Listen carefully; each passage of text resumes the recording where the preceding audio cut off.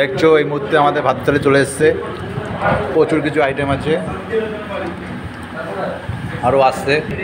দেখতে পাচ্ছ এই মধ্যে চলে এসছে, মনে হচ্ছে জামাই আদর খাচ্ছি, দশমীর দিন মধ্যে জামাই আদর খাচ্ছি। কত বড় ভোলা, মোবাইলেই আসছেন না, বাপ রে বাপ।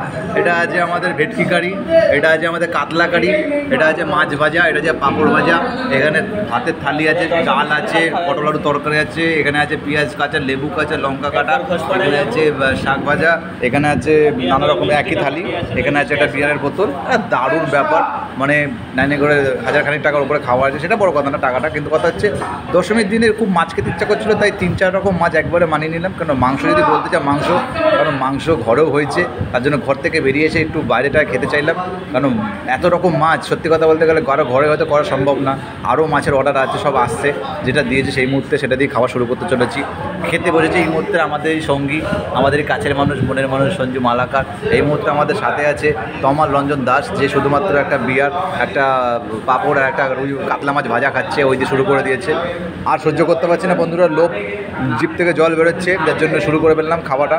তো থ্যাংক ইউ সো মাচ, তোমরা ঘোরো, তোমরাও ভালো মন্দ খাও, ভালো থাকো, থ্যাংক ইউ।